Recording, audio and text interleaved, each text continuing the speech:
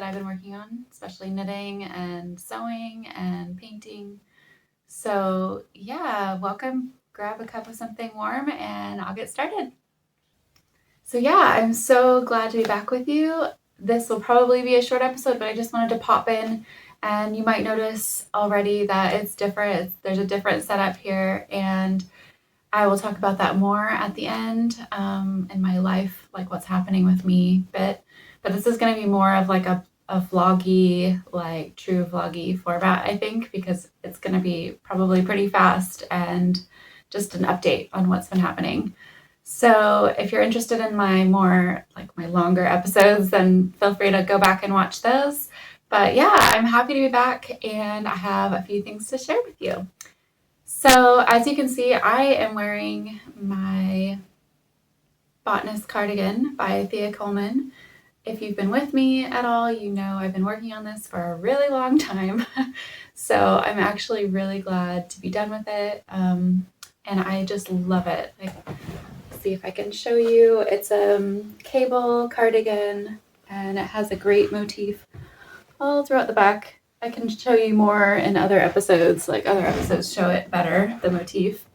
But you can see it's got a bit of a shawl color, but I didn't want the full shawl color, so I kind of just raised it up to keep me warm and to keep my neck from being bare in the back here. So I really love it. It's perfect for me. I guess there's one, not mistake, but just area of the sweater that I'm not super keen on, which is some of my short rows on this side are a little bit more visible than I would have liked. I did German short rows and I haven't had a problem with them in the past, but for some reason they're showing this time. So I'm not going to go back. I feel like it's such a small, visibly it's very small. So I'm not going to worry about it. The buttons I used in the end are vintage buttons that I found on Etsy. And I think they're a bit heavy, but they really add a little bit of a twist on the kind of classic cable oatmeal cardigan. Often you see like the dark woody buttons or like a little bit of leather maybe, but I wanted to do something a bit lighter and just more seasonally flexible, I guess, because I would typically want to wear this probably in the autumn and winter, but I wanted it to work for spring and maybe even a cold summer day. So I just wanted it to kind of go with whatever I was wearing, dark or light. So that's why I did that with the buttons, and the fit is great. The sleeves I could have done a little bit longer. You can see after wearing it this morning, this is the first time I'm wearing it, that they're kind of riding up already a little bit, which is typical with hand knitted sweaters. So I could have gone like maybe an inch longer, but I really like, it doesn't bother me. I'd prefer them to go up than to be too long and in my way.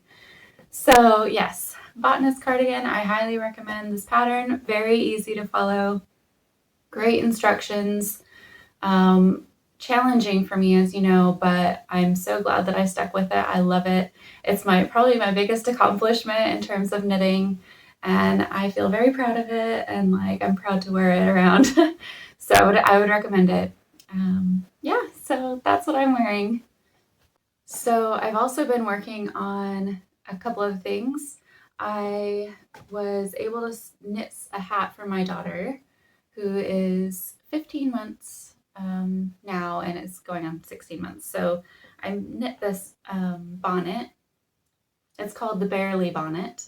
I'll put a link in the description box. And you can see there are cute little bear ears, and it has a bit of ribbing here, and it's all in garter, and it's very squishy. I've used the Mayan wool that I mentioned before that I thought I might have done a cardigan with, but in the end I went for the hat, and I'm happy with it. It's really squishy and cozy and warm. And it has just a chain tie here. I didn't do I-cord, I wanted it to be quite thin and manageable. And because this is a single ply-ish type wool, I didn't want it to be, too bulky. So that's what I did, just simple crochet chain. And yeah, it's a little bit big for her right now, which is great because I didn't quite finish it in time for the full winter season this year. So I will use it next year for her, and I think it's going to be so cute with her, running around in the cold. So yeah, I recommend that pattern, the Barely Bonnet. Good instructions, nice pattern, yeah. So you'll probably notice a theme that I've been working on things for my daughter, which to be honest are just really quick and more manageable projects that I can just finish and find joy in. So let me see. For her Christmas, like late Christmas present, I got her a Miniland doll, which is an educational doll that's anatomically correct, and it's basically a vinyl doll, if you know what I mean, just like looks a bit like an ordinary doll, but it's quite small. It's a 21 centimeter doll, and I couldn't find many clothes for the dolls that weren't like, yeah, I just couldn't find very many handmade doll clothes, which I would like to, support handmade, of course, and I couldn't find many. And so I went online and I found one other mother who was also in the same boat as me, but had the time and motivation to draft a dress pattern for the Miniland doll, 21 centimeter Miniland doll. So she put it up for sale on Etsy, and I got it as quickly as I could. And so I made this little dress for the Miniland doll. It's just darling, I think. It has a little lining here facing, and it's just a little green floral, and it's very cute. I didn't manage to put a snap on it, but I think with the amount of times, the frequency with which I remove this dress from the doll, it doesn't need a closure. It's just coming off and on all the time. So, and I also knit a little cardigan for the doll. This is just my own made up pattern, and I haven't written it down, or I might have written some notes, but I don't have it written yet. But the cardigan actually keeps the dress in place. So I don't once she's all dressed, she doesn't need a closure on her dress. So that works. And this one actually reminds me a lot of the cardigan that my grandmother and my mom's mom made for me when I was little, when I got my first doll. Well, it's probably not my first doll, but my first anatomically correct doll that I was thrilled to have. I was older than my daughter was, and I just remember opening this box. It was a shoebox, I think, maybe. And inside was this beautifully clothed doll and a dress and, hand knit and hand crocheted clothing by my grandmother. And I cannot forget that doll. I named her Catherine. She's like a part of my life. And so I wanted to kind of replicate that, and I couldn't help myself. But these little, I don't know if you can see, I'm not sure how to focus here. I'm on my phone. But this little, bauble at the end here, this little thing is almost exactly how my grandma did the cardigan on my doll, and it just makes me feel so good. The cinch tie is just like the one that my grandma did as well. So I even though I don't have that one with me, I don't have the one my grandma made with me. It's packed away at maybe my mom's house or somewhere in storage. I kind of still remembered and just tried my best to kind of replicate it. And I think I'm in love with it more than my daughter is, obviously. Gushing. But yeah, it just brought back lots of fun memories, and it was so fun to make this little outfit. And I was also able to pick up a little nappy on Etsy. I'll link to all of this below if you're in a similar position to me trying to find clothing for the Miniland 21 centimeters. It's a little nappy with a Velcro closure. She has several colors to choose from. It has a little bit of elastic at the back. Again, I could have made this, I could have drafted it, but yeah, it's better to support somebody else who's already done it. And yeah, I can always, make some rough draft out of this and duplicate this for myself if I want to. But yeah, I have had a lot of fun dressing that doll, and it's been really fun to see my daughter learn how to care for a baby through her doll, just little actions like feeding her doll, and it's been really fun. The other doll that I've been working on, this is a very doll themed episode actually now that I'm thinking about it, is the Little Bunny Girl Bunny by Julie Williams. I've mentioned this before that I wanted to do it, and I have started it. And it's all right here in pieces, glorious fluffy pieces, and it's going well, but I haven't been able to stuff it yet. So you'll have to bear with me, but you know, there's the head, there's the body, and I've got a couple ears here, which are so cute. I love the way that she drafts her ears. They're just so, they have so much dimension and just really remind me of a bunny rabbit. Um, and yeah, some limbs. I won't bore you with all the limbs, but there's a limb. And I'm using Rowan felted tweed and Rowan kidsilk haze, which is a bit luxurious for a baby's plaything. But I just wanted to go all out and enjoy the process as we all do. And it's such a small project. I only needed one ball of each, and I won't use it all even. I mean, I finished and I've got loads left here. I'll show you. Um, so yeah, I mean, together it's just so smooth and beautiful, beautiful glow, halo. Um, and it's a great color. I'll put the color numbers in the description box. Um, yeah, so I've been working on that, and I've done these bunnies and bears before by Julie, so I'm fairly familiar with the construction, and it's gone fine. Like, even when I've been distracted with other things around the house, I can still pick it up and keep working on it. And I don't have it with me, but I've also done a little paneled sweater that Julie has put out. It's got a cable down the front, and it's got a little roll neck as well. So I'll add that to the bunny's wardrobe. Yeah, so I'm hoping that by Easter, we'll see what happens, but I'm hoping by Easter I'll have that ready for Mabel. And I've also, as per previous episodes, been working on another doll, and that's the Marion Gold doll that I mentioned before. And it's a really beautiful pattern, very well written, extremely detailed. And I'm making the Kula doll. And I can show you how far I've come, which isn't very far, but here's the head. Let's see if I can, it seems very blown out, but it is white, so that's why. And it's just basically a ball with, this is where the eyes will be. This is the indent for the eyes. And then here's the little neck. And it will be covered in this beautiful kind of skin colored, skin toned, what's it called? Jersey. And it's for doll making, this specific jersey. So I have, I think, plenty to make at least one doll.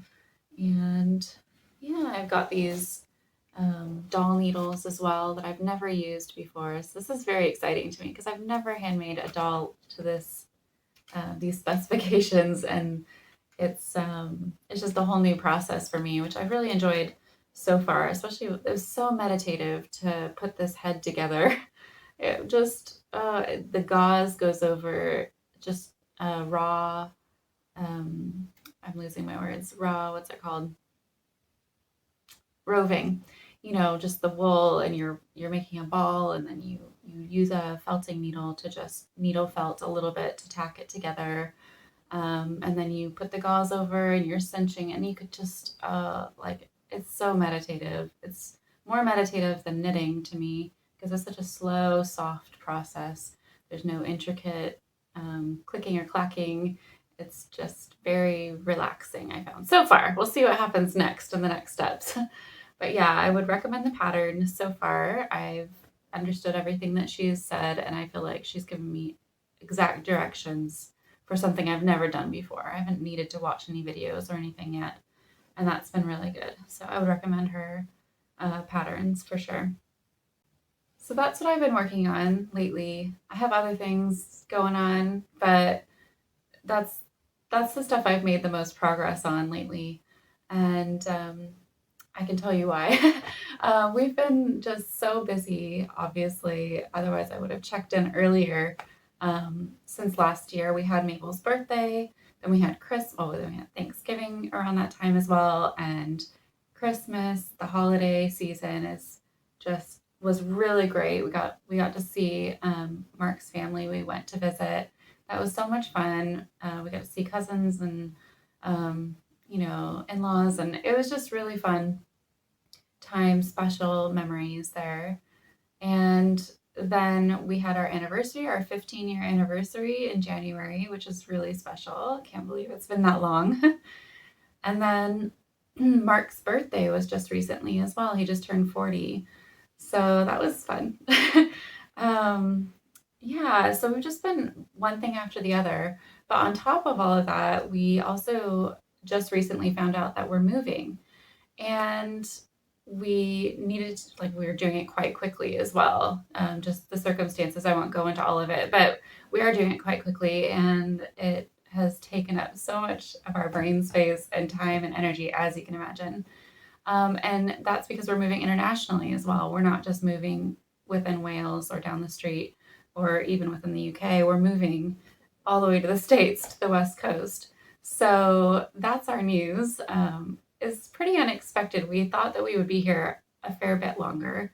And at the beginning, when we first found out or decided that we were going to do this, we had mixed feelings because we just love it here. We've really, really enjoyed our time here. I don't know if we've ever enjoyed our time as much as we have here. Just the beauty of the countryside and the people we've met. And yeah, it's just been such a special time for us.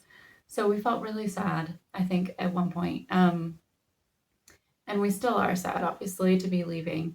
But then as things progressed and we started making plans to see my family in the West Coast of the States, we started to feel a little bit more excited about that aspect of it. And it is a mixed bag, really. So we're going to be going to stay with my mom, who's in Oregon. And yeah, I think we'll just see what the next year brings, really, because it's just all going to be new. We haven't lived there really in quite some time, so we're going to a new town as well, and we're going to see how it goes. So we'll take you along on the journey as we have here to Wales. Um, but yeah, I think I wanted to share that before we actually do move, which is just in a few weeks now. And I know it's going to be busy for us, so I probably won't be able to check in anytime soon, if I'm being honest, but I'll try, but no promises. And yeah, I think, I've learned so much being here and learned so much about, I mean, I haven't learned the technical bits of sheep farming, let me get that straight, but I've also just absorbed a lot through being here and being around all the farms here. There are sheep everywhere. I look out the window right now and there are sheep everywhere. And it's just been magical, really, just to be so close to the farmers' land and the way that they do things, their rhythms, and just seeing the sheep come and go through the seasons and seeing the seasons change and how that influences life here, as it is a very seasonal lifestyle. So yeah, I think it's been such a great time here, and yeah, I just wanted to share that because it's been so special. So yeah, I hope I'll be catching up with you again soon. We'll be in a new country, in a new location, new surroundings, new house, everything by the time I see you next time. And I can't wait to share that with you as well. And I can't wait to get back into a regular routine. I'm really hoping for that 2022. Come on. I want to have like a monthly or at least every 2 months kind of check in and like a full episode. We'll see how it goes. I can dream, right? So, yeah, I hope you're keeping well and creating all the fun things. And I hope I get to catch up with some of you soon. All right, take care. Talk to you later. Bye.